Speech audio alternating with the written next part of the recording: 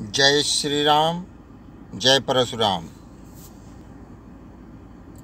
श्री हनुमत मंडल सेवा समिति की तरफ से आज एक बहुत बड़ा विषय मैं आप सबके सामने रखना चाहता हूँ।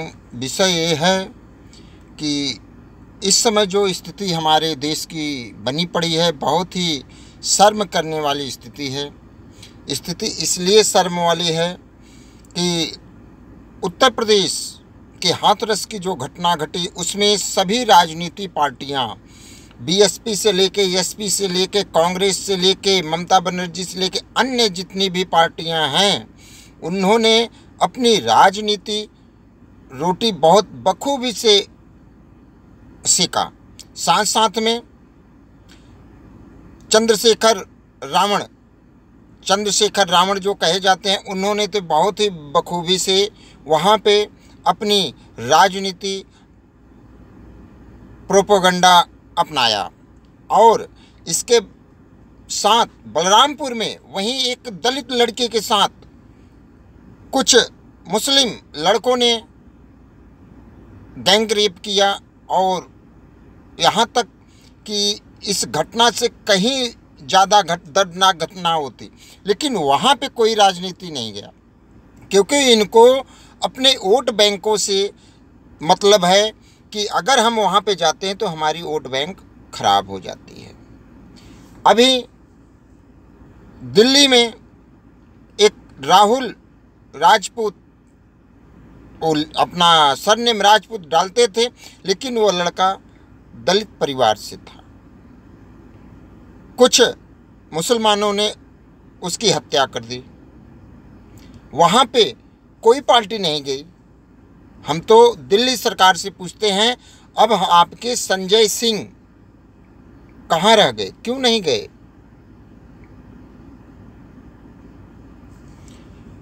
राजस्थान में एक पुजारी को जिंदा जला दिया गया। बहुत ही शर्म की बात है, जिंदा जला दिया गया, लेकिन वहाँ पे भी कोई जाने को तैयार नहीं, क्योंकि वहाँ पे जाते ही इनका वोट बैंक खराब हो जाएगा। वोट बैंक के लिए, अपनी राजनीति, अपनी सत्ता, अपनी कुर्सी के लिए एक किसी के साथ कुछ भी करने के लिए आज के समय में ये सभी पार्टियां तैयार हैं। खास करके कि ब्राह्मण क्षत्रिय के लिए, ब्राह्मण क्षत्रिय अगर इनको वोट भी देते हैं, तब भी ये जितनी भी पार्टियां हैं वो ये कहती हैं कि ब्राह्मण क्षत्रिय हमें वोट ही नहीं देते। और ब्राह्मण क्षत्रियों से भी मैं कहूँगा कि ऐसी पार्टियों का बहिष्कार करो। ऐसी पार्टियों के पीछे अगर आप रहोगे तो एक दिन ऐसा आएगा कि आपको अपने घर से भी बाहर निकाला जाएगा। साथ साथ में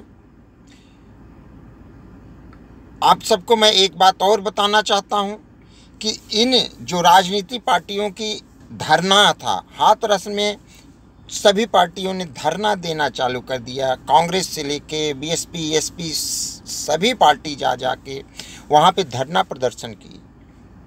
राजस्थान में वो पुजारी मारा गया, उसके लिए क्यों नहीं धरना किए?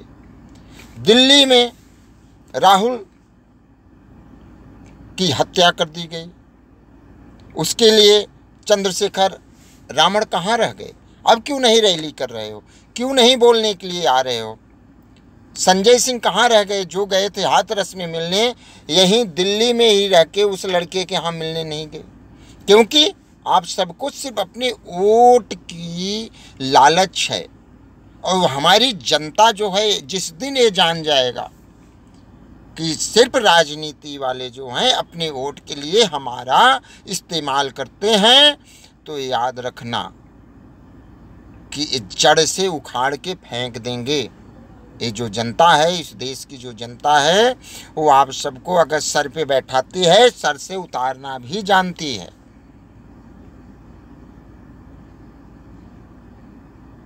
गलत अगर ब्राह्मणों के साथ हुआ, श्रमणों के साथ हुआ, क्षत्रियों के साथ हुआ, तो इसके लिए कोई भी पार्टी आगे बढ़ के रैली धरना करने के लिए तैयार नहीं होता। ब्राह्मणों की इतनी हत्याएं हो गई उत्तर प्रदेश में, कोई भी राजनीति पार्टी क्यों नहीं गया, क्यों नहीं बोला? क्योंकि इनको ब्राह्मणों से मतलब नहीं है, इनको सवर्णों से मतलब नहीं है। सवर्ण वोट दे या ना दे, लेकिन इनको अपना वोट बैंक जो है वो बचाना है।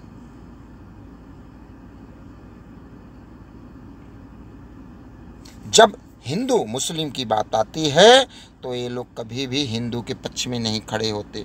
जितनी भी मैं पार्टियों का नाम बताया, चाहे वो ममता बनर्जी से लेके हो, चाहे कांग्रेस से लेके हो, चाहे आम आदमी पार्टी की बात हो, चाहे एसपी बीएसपी किसी की भी बात हो, ये उसके खिलाफ ही खड़े रहेंगे। बोलेंगे एक चुप, हजार चुप हो जाएंगे। पालघर में संतों की हत्या हुई, वहां कोई भी कांग्रेसी नहीं गया कि हम रैली करेंगे जी, हम धरना देंगे जी, क्यों नहीं गए? तो इसी के साथ मैं बता रहा हूँ, गांधी जी, हम लोग जब बचपन में थे तो एक पढ़ाया जाता था कि गांधी जी बोलते थे, किसी का बुरा मत सुनो, कान बंद कर लो, किसी का बुरा मत देखो, आंखें बंद कर लो, किसी को बुरा मत कहो, मुंह बंद कर लो। तो आज वही ये सब पार्टियां हैं, एक दूसरे के चट्टे बट्टे हैं। ये लोग अगर सवर्णों के ऊपर या ब्राह्मण क्षत्रियों के ऊपर अत्याचार होता है तो इनके पक्ष में कभी नहीं बोलेंगे, अपने आंख बंद कर लेंगे, मुंह बंद करके गूंगे बन जाएंगे, कान बंद कर लेंगे कि हम बहरे हो गए हैं, आंख बंद कर लेंगे कि हमें दिखाई ही नहीं देता। अगर इसके अलावा किसी और के साथ कोई घटना घट गई तो रैली करेंगे, तोड़ फोड़ करेंगे, उसको जातिगत की तरफ ऐसा आकर्षण कर देंगे कि दंगे कराने की साजिश रच दिया जाएगा। यह हमारे देश की राजनीति बहुत ही गंदी हो चुकी है और इसको समझना पड़ेगा। इसको हमारे देश की आवाम को, जनता को समझना पड़ेगा। जिस दिन ये जनता जागरूक हो जाएगा, कौन भला है, कौन भलाई करना चाहता है, कौन गलत है और कौन बुराई करना चाहता है। राजनीति रोटियां सभी सेक रहे हैं, ऐसी बात नहीं है, लेकिन कुछ मानवता भी होता है। मानवता को ये लोग तार तार कर दे रहे हैं।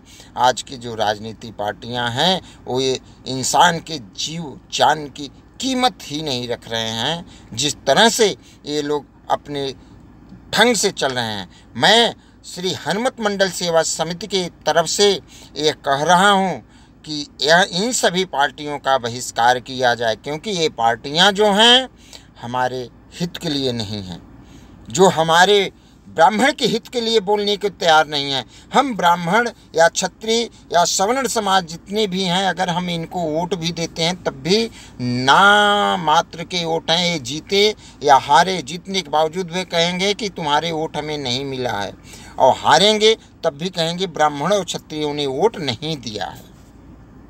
तो जब नहीं ही है तो ऐसे पार्टियों के पीछे क्यों दुम हिलाते फिरे हम, और क्यों इनको वोट दें?